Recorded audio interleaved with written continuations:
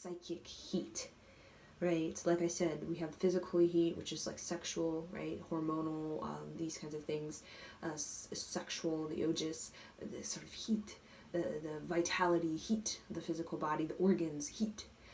We talk about the emotional heat, such as can be rage and frustration and grief. It can also be sort of ecstatic feelings of like happiness or like, joy or pleasure. And then psychic heat is like sensitivity, intuitive, it's vision, right? Vision quest, being visionary. Usually that psychic heat is created from visionaries, meaning very creative people. Or it's also the psychic heat is carried down a lineage. So those people who they have all this psychic heat and they're not creative, for example, they have a lineage that has established that psychic heat through many, many generations, right? We talk about these individuals who are like very prosperous, but they're not themselves creative, right? It's because they're born into a lineage that already created the psychic heat, and they just continue that psychic heat through, right, through generations, and just kind of creating that powerhouse of psychic energy that the children now are brought into, right? So you can create a psychic heat, and when you go into like a temple, when you go into even like a music studio or an art gallery, or really many places, not just the places we think are traditionally creative, even going into the house of like a writer, like some sort of literature, like major literature influence, you go into their house where they created their work, and there's so much psychic heat. And that's why a lot of these places where creative visionary people lived are considered like museums that people go to. A lot of people go to these type of places of like, poets or artists or musicians, because there's a lot of psychic heat. And when you step into the house of a visionary or of a creative who really constructed a lot of psychic heat in their home, in their artistry, and just in their aura, and they spread that into their environments, just the place they spend a lot of time in, their home, their house. People go there because they want that psychic heat. They want to emerge. They want to take a bath in that psychic heat. So people will go to like poets.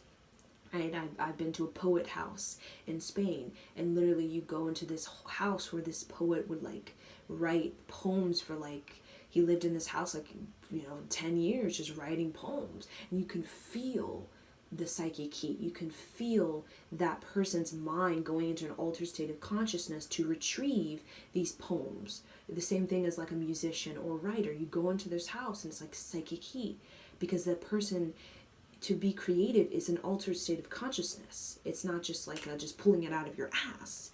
It's an altered state of consciousness that certain people can tap into and certain people struggle with, and that's why they take substances. Like a lot of people, even like poets or musicians, they drink a lot of alcohol, or they smoke weed, or they do drugs, because they're trying to get that altered state of consciousness, and they don't know how to get it on their own, so they try to use a substance to get that.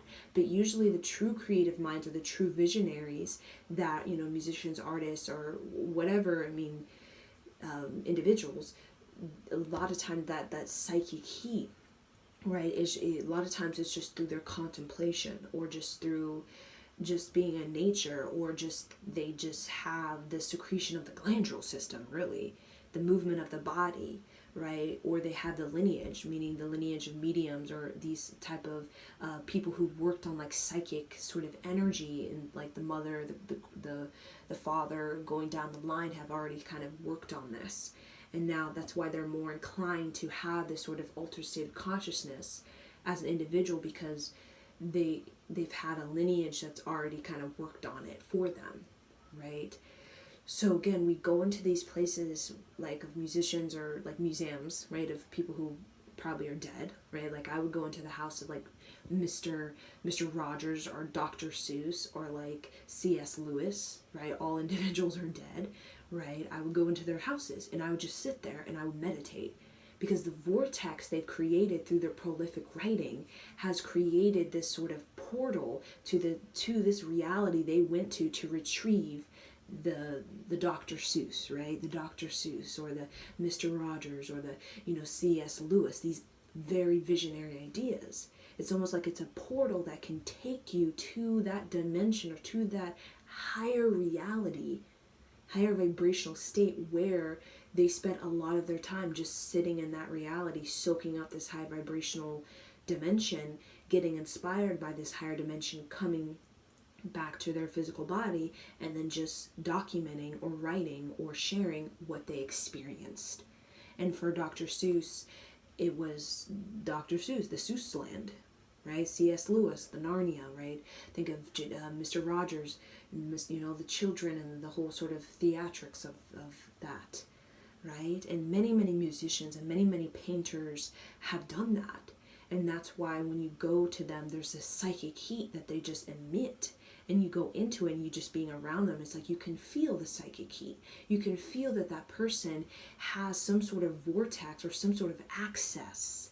You can feel in that person's aura they have access to a higher dimensional reality that they go to probably every day to interact with these these sort of visionary ideas that they retrieve, and they birth or bring it into physical form, such as like painting or singing or writing or whatever it is that's their medium.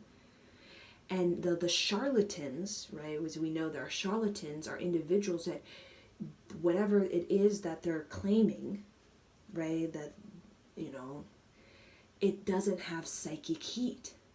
That's the kind of charlatan. Like, you go there and it's just like you don't feel anything, right? It doesn't give you that energy. Or you just look at the artist, right? Because usually the work is a reflection of the artist, right? And you go to the artist and you can just feel that they're struggling. Like they don't really have access. There's a sort of blockage to the access to that sort of higher vibrational creative state where visionaries all flock to, like Nikola Tesla, like Steve Jobs, like Martin Luther King, right? Even Einstein, Pablo Picasso, J.K. Rowling, Dr. Seuss. Like, all of these people are all coming from the same creative, high vibrational state.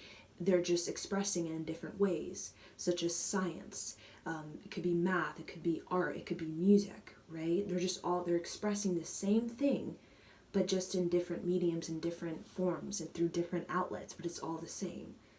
And the reason that these individuals, they're not, we know that they're not charlatans, because each of them have this psychic heat. They all have this psychic heat, right? That they when you just go into, like, for example, a temple, or when you go to the house of Guru Ram Das, naturally, you're going to come out of that house of Guru Ram Das and you're going to have kind of taken, like, soaked up, bathed, basically took a bath, or soaked up psychic heat, that all of a sudden you're starting to feel more in the flow. There's more flow of love, there's more flow of prosperity, more flow of creativity, more flow of sexuality. And what happens in our chronology as we get older and move away from the young years is that we get more out of the flow of love, more out of the flow of prosperity. We get all these blocks, all these barriers, blocks in the heart, blocks in the psychomagnetic field, and then the access to this higher creative reality, it becomes closed to us, right? We close our crown chakra, and therefore life becomes a lot more of a problem, becomes a lot more of a hassle or a hardship, because we don't have that sort of access to these creative reality that we have as a child to give us this endless reserve of energy, this endless flow of creativity, this endless flow of love, to really give us the youth, not just in 0 to 15, but to continue that youth, right? So a lot of people who are adults, like 45, 55, in the 60, that have this sort of glow or this psychic heat, right, that gives them this youth, this life force, this pizzazz, this, like, I don't have, like, this fearlessness, this drive, this this agility, this flexibility. A lot of them have the psychic heat, and it's because they have some sort of tool, some sort of practice that they were able to sustain or maintain their portal, their vortex, in connection to this higher vibrational reality that I will tell you is more childlike in the sort of framework of it, right? It's more built for the mind of a child than it is built for the mind of an adult, right? So when you connect to this higher vibrational place, we'll just call it a place, right? Through meditation, whatever practice you do, right? Such as Steve Jobs, Nikola Tesla, Einstein, even Martin Luther King, what happens, you get this psychic heat because you've come from a very psychically charged place. You soak it up, it kind of gets in your body, it gets in your frequency, the baseline of your subconscious. And then all of a sudden, you know, you 45, 55, 65, you have more of like a kindred childlike energy. And I'm telling you, the mind of a child is more close to Einstein, and we talk about the genius frequency, right, of you know, just creative people, right, than like an adult who has all of this dogma, all of this programming, all of these beliefs, because the mind of a child has imagination that's able to unlock, has the psychic heat, the imagination as well as the vision to learn very quickly. And when we get so many programs and beliefs and dogma as an old person, we get so fixated. We lose our intuition, we lose our imagination, we lose our vision. And what happens is we become very heavy, very stubborn, very set in our ways. And then change is like really difficult, and all this judgment, and we come like head up our ass and like I'm right, and that kind of, you know, nasty kind of, where you're just judgment, that's all you are, right? So like the mind of the child is more connected to this visionary state of like math, science, creativity in all forms than the adult that proclaims that they know it all or whatever kind of thing, right? It's because that creative reality, that higher vibrational state that we call visionary state, again, it's the mind of a child in the frequency of it. It's the mind of the child. It's a learner's mind. It's a place of totality, infinity. It's a place of non-judgment. It's a place of neutrality. And I'm telling you, children have the most neutral mind. The mind of a child has the most neutral mind. And then it starts to get divided, and it starts to do this sort of tug of war as you get older. And then as you're an adult, you have this tug of war that becomes mental conflict, that becomes mental collapse, right? Because you have so many thoughts coming through you, so many thoughts just dumping into the mind, your judgments, your programs, your expectations, your attachments, whatever it is. And then you have this tug of war, this mental conflict. And then as an adult, everything that goes on in the mental mind becomes judgment rather than observation. Because as a child, everything that dumps into the mind, either what they see at school or whatever it is, to a certain extent, like 0 to 9, it's more from observation. They're just watching. They're not judging. They're not, oh my God, that person's going to hell. Or, oh my God, you're so stupid. Or, oh my God, I was so wrong and I should shame myself until I die. They just watch, they observe, and it's from a neutral state of mind. While as an adult, you see something, you experience something, judgment. I'm so embarrassed. I'm ashamed of myself. That person's going to hell. That person, F you, all that kind of mayhem. And that really creates a blockage in the flow of love. And really, visionary ideas, creativity is really about who is in the flow of love.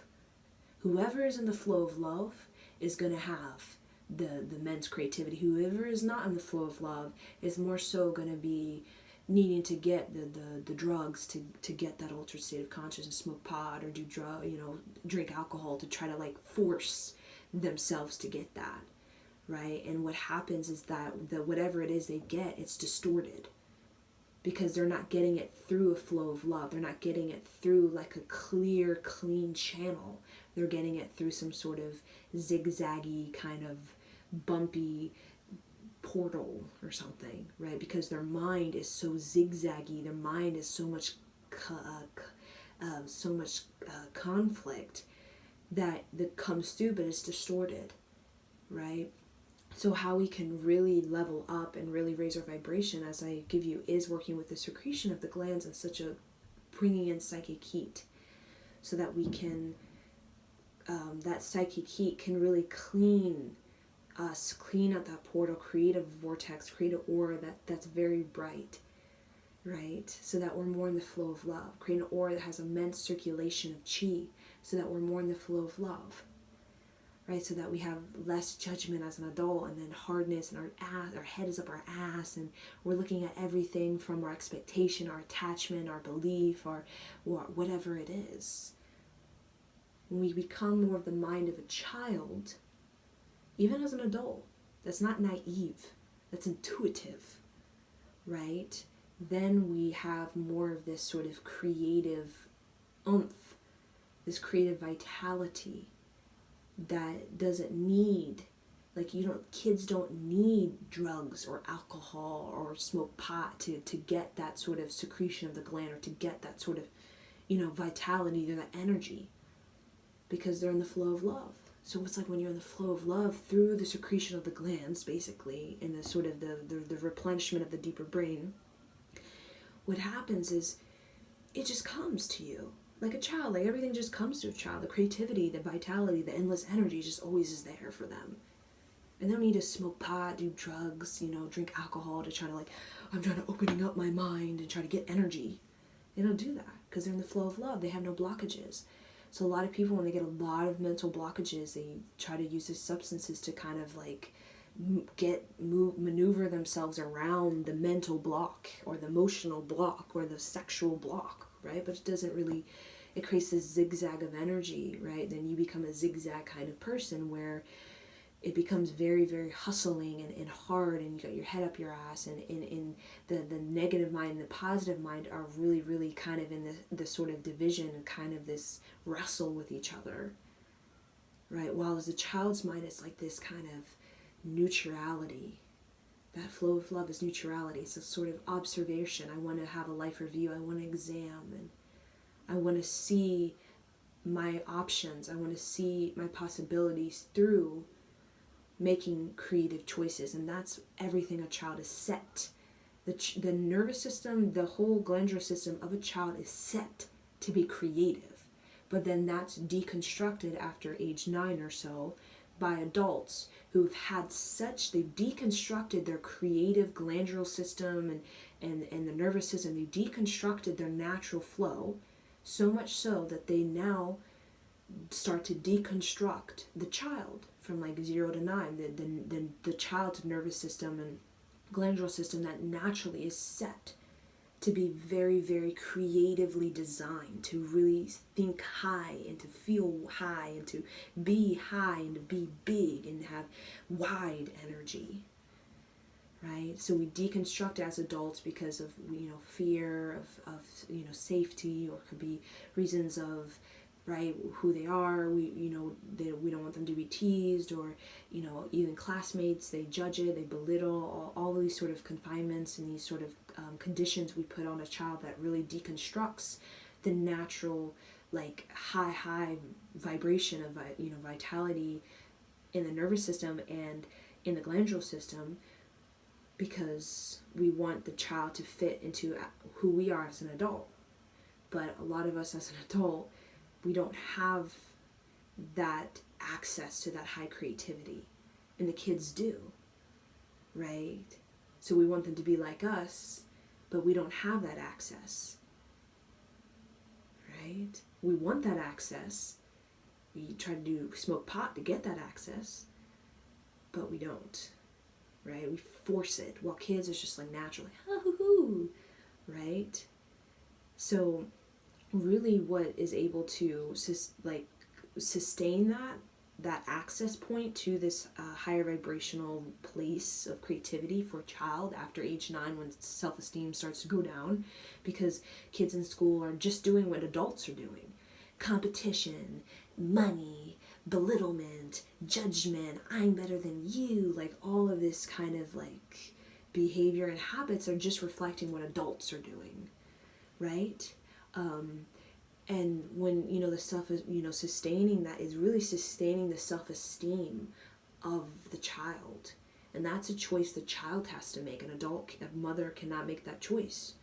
A child after age 9 has to make the choice to maintain their self-esteem, to, in essence, rise above the sort of adult world playing out in high school or middle school, to rise above, right? A 9-year-old has to make the conscious choice to choose creativity, to choose creativity, to choose creativity. And if they choose creativity long enough through middle school, high school, college, it's a long time, when they get an adult, they're going to basically have molded themselves to have this sort of response to life that is from the mind of a child, that is, this response to life is natural, is naturally to this young adult, is natural for me to be creative with it, right? That's what we want as the baseline frequency for young adults, is my response, my reaction to life is creativity.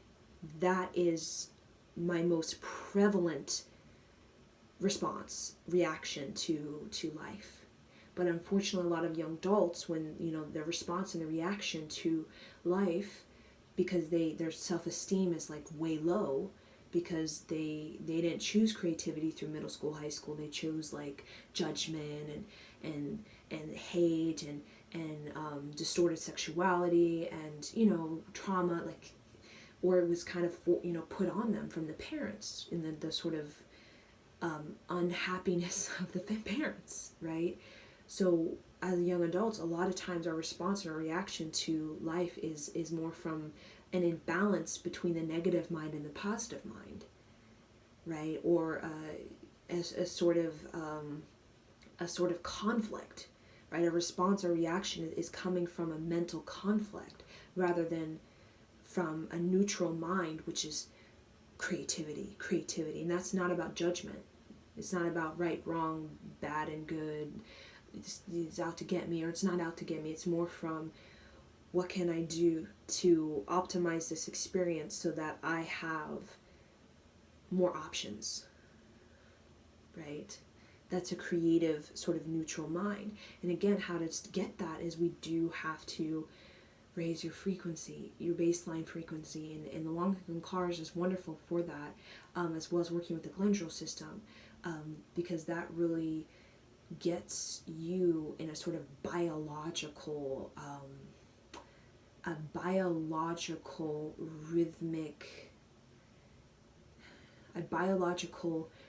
rhythmic